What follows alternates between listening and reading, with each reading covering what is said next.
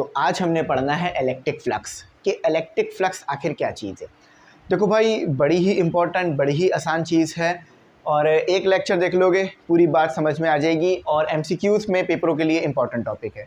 3-4 MCQs इससे निकल सकते हैं रूखे रूखे, जो कि इम्पोर्टेंट होंगे। अच्छा, सबसे पहले इलेक्ट्रिक फ्लक्स होता क्या है देख लो कि कितनी इलेक्ट्रिक फील्ड लाइंस, या आसान कर लो कितनी इलेक्ट्रिक फील्ड गुज़र रही है गिवन एरिया में से, ये आपके पास इलेक्ट्रिक फ्लक्स होता है। फॉर एग्जांपल कंसीडर करो मैं एक एरिया हूँ और मेरे एरिया में से, मतलब मेरे में से कितनी इलेक्ट्रिक फील्ड गुज़र रही है, मुझ में से पास होके, पेनिट्रेट होके कितनी इलेक्ट्रिक फील्ड निकल रही है, ये इलेक्ट्रिक फ्लक्स है। कोई मुश्किल चीज़ नहीं है। इलेक्ट्रिक फ्लक्स क्या है, अब ज़रा इधर डायग्राम से देख लो। ये आपके पास एक एरिया है, ठीक है। अब इस एरिया को मैंने ऐसे बनाना होगा ताकि आपको बात भी समझ में आए।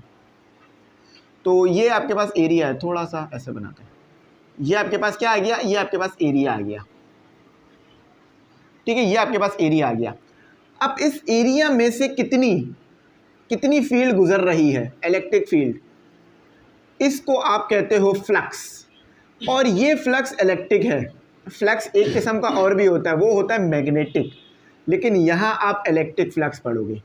अच्छा, एक चीज़ याद रखना कि इस एरिया में से जो इलेक्ट्रिक फील्ड गुजर रही है वो कांस्टेंट है, यानी यहाँ पे भी इलेक्ट्रिक फील्ड ई होगी। ऐसा नहीं है कि यहाँ पर E1 होगी, नीचे E2 होगी। आपको हर तरफ E पढ़ाया जाएगा, ठीक है। तो E1 नहीं है, ये भी E होगी, यहाँ भी E होगी, यहाँ भी E होगी, यहाँ भी E होगी। बात समझ में आ रही है कि आप जो ये इलेक्ट्रिक फील्ड लोगे ना, ये कांस्टेंट लोगे, ये चेंज नहीं होनी चाहिए, ठीक है। अब एरिया का क्या चक्कर है, एरिया क्या है कि मतलब ये एक सरफेस है। मैं आपको एक और आसान तरीके से समझा देता हूँ कि क्योंकि इससे ज़्यादा अच्छी तरह बात समझ में आएगी।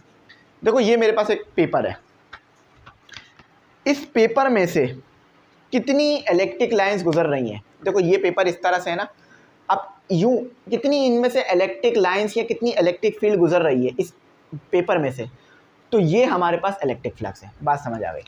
अब थोड़ा सा और समझो।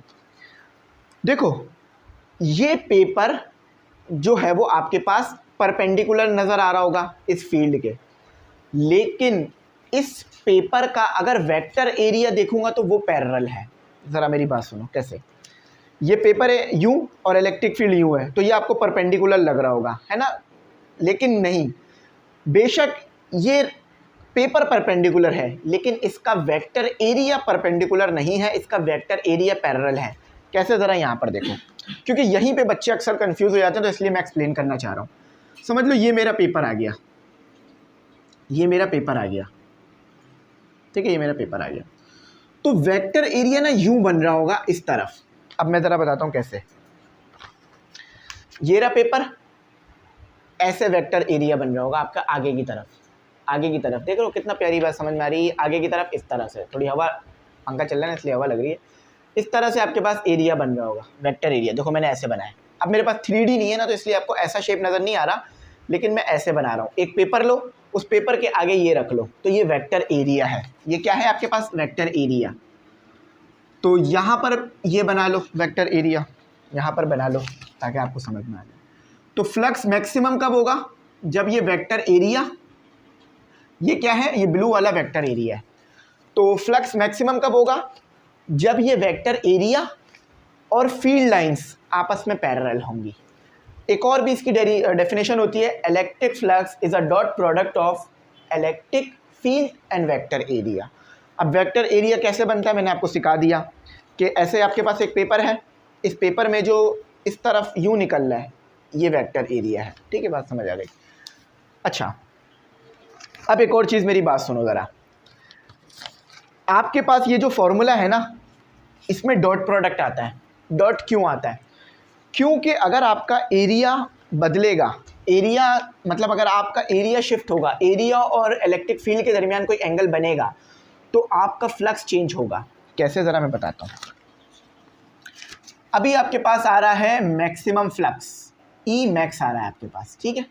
क्यों, क्योंकि वेक्टर एरिया और आपकी इलेक्ट्रिक फील्ड, इसके दरमियान में कोई एंगल नहीं है, ज़ीरो एंगल है, दोनों सेम डायरेक्शन में है। लेकिन अब थोड़ा पेपर मैंने घुमा दिया, थोड़ा पेपर मैंने मुड़ा दिया, थोड़ा पेपर मैंने डायरेक्शन चेंज कर दी, तो अब वेक्टर एरिया यूं हो गया, इसका इस तरफ हो गया, लेकिन इलेक्ट्रिक फील्ड यूं ही आ रही है, इलेक्ट्रिक फील्ड यूं ही आ रही है, इलेक्ट्रिक फील्ड जैसे आ रही थी वैसे ही आ रही है। तो इस वजह से अब आपके पास ये एक एंगल बन रहा है, तो अब आपके पास फ्लक्स मैक्सिमम नहीं आएगा, अब वो इस फॉर्मूले से निकलेगा, ये अब इस फॉर्मूले से निकलेगा। कैसे कि फॉर एग्जांपल एंगल आपका बन रहा है 30, छोटा एंगल रखा है तो 30, तो आप कॉस 30 रखो। देखो पता चलना चाहिए आपको, महसूस होना चाहिए कि भाई हाँ मुझे कुछ समझ में आ रही है बात, कुछ समझ पा रहा हूँ मैं। तो देखो अब देखो मैं कॉस 30 रखूँगा और वो एरिया की वैल्यू कुछ कम हो जाएगी। जैसे अगर मैंने कॉस 30 रखा और उसके साथ 5 मल्टीप्लाई कराया, तो अब एरिया की वैल्यू 5 नहीं रहेगी, 5 से कम हो जाएगी, फिर उसे इलेक्ट्रिक फील्ड के साथ मल्टीप्लाई करा दूंगा, तो मेरा अब फ्लक्स कम आ रहा होगा। अब फॉर एग्जांपल इसके लिए निकालते हैं, तो कॉस 0 आ गया, एरिया आपका 5 ही रहेगा, इलेक्ट्रिक फील्ड आप मल्टीप्लाई कराओगे तो अब फ्लक्स ज़्यादा आ रहा होगा। बात समझ आई ना? तो ये एंगल इसलिए आता है। एक और डेफिनेशन ये है कि इलेक्ट्रिक फ्लक्स जो है आपके पास डॉट प्रोडक्ट है एरिया और इलेक्ट्रिक फील्ड का। अब मेरी यहाँ बात सुनो, इसका ज़रा फॉर्मूला एक्सप्लेन कर देता हूँ। ये जो सिंबल है ना, इसे फाई कहते हैं। जब भी आप इलेक्ट्रिक फ्लक्स की बात करोगे ना, तो उसमें ई लिखोगे फाई के साथ। क्यों? क्योंकि एक होता है मैग्नेटिक फ्लक्स, उसमें यहाँ बी लिखा जा रहा होता है। समझ में आ रहा है? तो एक मैग्नेटिक फ्लक्स भी होता है हमारे पास। तो यहाँ पर मैं बता देता हूँ, ये सिंबल को कहते हैं फाई। जैसे इसको ई और ए कहते हैं ना, इस सिंबल को फाई कहा जाता है। और ये होता क्या है आपका फ्लक्स। फ्लक्स कौन सा है? Electric flux. देखो फ्लक्स कहोगे ना, मुझे नहीं पता कि आप इलेक्ट्रिक की बात कर रहे हो मैग्नेटिक। मैग्नेटिक फ्लक्स भी होता है, वो आगे पढ़ेंगे, इलेक्ट्रिक फ्लक्स। ठीक है, चलो अब इसके साथ आपके पास है एरिया, बल्कि ई पहले ना, तो ई क्या है आपके पास? Electric field. बेहतर करके लिखते हैं, इलेक्ट्रिक फील्ड, FIELD। या आप इसे इलेक्ट्रिक फील्ड लाइंस भी कह सकते हो। और ए क्या है आपके पास? एरिया। लेकिन ये सिंपल एरिया नहीं है, ये वेक्टर एरिया है। इसे आप वेक्टर एरिया कहोगे तो ज़्यादा बेहतर रहेगा। ठीक है, समझ में आ गई बात? अच्छा, अब असल जो चीज़ बहुत ज़्यादा MCQs में आती है ना, वो ये आती है कि फ्लक्स मैक्सिमम कब होगा और फ्लक्स मिनिमम कब होगा। डायग्राम करके भी दिखा देता हूँ और वैसे भी समझा देता हूँ। सबसे पहले पढ़ लेते हैं कि फ्लक्स मैक्सिमम कब होगा। Maximum flux, maximum flux, maximum electric flux. इसको आपको ऐसे भी लिख के दिया जा सकता है कि फाई ई लिख दिया और यहाँ पर मैक्स लिख दिया। ठीक है, ऐसे भी पूछा जा सकता है, तो इसके लिए भी रेडी रहिएगा। अब ये वाली कंडीशन होगी, यानी आपका एरिया, आपका वेक्टर एरिया और आपकी इलेक्ट्रिक फील्ड लाइंस, ये दोनों एक दूसरे के पैरेलल होनी चाहिए। देखो मैं बता रहा हूँ, ये वेक्टर एरिया की बात कर रहा हूँ। आप बोलोगे सर ये पेपर परपेंडिकुलर रखकर इसको आप पैरेलल बोल रहे हो। ये वेक्टर एरिया यूं है, वेक्टर एरिया आगे की तरफ है, वेक्टर एरिया ऐसे बाहर की तरफ निकल रहा होता है पेपर से। ठीक है, आप इक्वेशन ऑफ प्लेन निकालोगे ना, उसमें ये बात बहुत अच्छी समझ में आ जाएगी। अभी शायद इक्वेशन ऑफ प्लेन आई नहीं है आपकी। अब देखो ये कॉन्सेप्ट पढ़ा दिए जाते हैं, लेकिन इक्वेशन ऑफ प्लेन और ये सब आपको पता नहीं होता, तो इसलिए थोड़े कॉन्सेप्ट अच्छे डेवलप नहीं होते। अब हम पढ़ चुके हैं इक्वेशन ऑफ प्लेन अपनी यूनिवर्सिटी में, तो हमें पता है कि ये बात क्या होती है, लेकिन मैं बता रहा हूँ ये वही चीज़ होती है। तो ये ऐसे इलेक्ट्रिक फील्ड हो गई और ऐसे एक एरिया निकल रहा है, तो ये मैक्सिमम हो जाएगा। इसकी क्या कंडीशन होती है मैं लिख देता हूँ। इसकी कंडीशन के लिए ये होगा कि एंगल 0 आना चाहिए आपका। तो फॉर्मूला क्या हो जाएगा? E is equal flux is equal to E A cos theta में 0 आ गया। तो कॉस थीटा 0 आप सबको पता है किसके बराबर होता है? कॉस थीटा 0 आपके पास 0 नहीं 1 के बराबर होता है। तो ये आपके पास क्या आएगा? जो टोटल पूरी वैल्यू आएगी आपके पास। ठीक है, अच्छा हाँ, यूनिट नहीं मैंने इसका बताया, यूनिट भी देख लो इसका, यूनिट देख लो इसका, SI यूनिट होता है इसका। देखो ई है, ई का यूनिट क्या होगा? न्यूटन पर कूलम, और एरिया है तो मीटर स्क्वायर, न्यूटन मीटर पर कूलम, न्यूटन मीटर स्क्वायर पर कूलम इसका यूनिट होता है। अच्छा, मैक्सिमम फ्लक्स आपने देख लिया, अब आप देखते हैं मिनिमम इलेक्ट्रिक फ्लक्स। ये ज़्यादा पूछा जाता है, मिनिमम इलेक्ट्रिक फ्लक्स, जिसे आप ऐसे लिखा हुआ भी मिलेगा आपको, ये भी इस तरह भी लिखा हुआ मिल सकता है ये आपको, ठीक है। अब इसके लिए क्या कंडीशन है कि आपका वेक्टर एरिया परपेंडिकुलर आ जाए। देखो वेक्टर एरिया किस तरफ हो गया, ऊपर की तरफ चला गया। देखो ना वेक्टर एरिया अगर मैं बनाऊं इस तरफ आ गया, मैं डायग्राम भी बना दूंगा आपके लिए, ठीक है। वेक्टर एरिया आपका ऊपर की तरफ आ गया। अब यूं इलेक्ट्रिक फील्ड आई, यूं गुजर गई, पेपर में से पास हुई, पेपर के कुछ फील्ड ऊपर से निकल गई, पेपर के कुछ नीचे से निकल गई, पेपर से पास नहीं हुई। देखो यूं आई, यूं निकल गई, पेपर में से पास नहीं हुई ना। तो बात समझ आ गई। इसका मैं अगर बनाऊं तो कैसे बनेगा, देखो आपका एरिया पैरेलल हो गया। अब ये आपको शायद समझ नहीं आ रही हो बात, पेपर यूं रख दिया है मैंने, यूं नहीं है, यूं सीधा फ्लैट रख दिया है। अब शेप 2D ही बनेगी।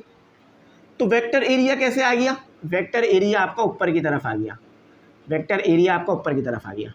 इलेक्ट्रिक फील्ड आई, ऊपर से गुजर गई या तो नीचे से गुजर गई या दाएं बाएं से गुजर गई, उसमें से नहीं गुजरी। देख रहे हो ये जो लाइनें गुजरी हैं ये इलेक्ट्रिक फील्ड है और ये जो है ये एरिया है, ठीक है। तो ये एक स्केलर क्वांटिटी भी होती है, मैं लिख दूंगा आगे स्केलर क्वांटिटी। ये एक स्केलर क्वांटिटी भी है, क्यों, क्योंकि दो वेक्टर क्वांटिटी मिलकर एक स्केलर क्वांटिटी बनती है।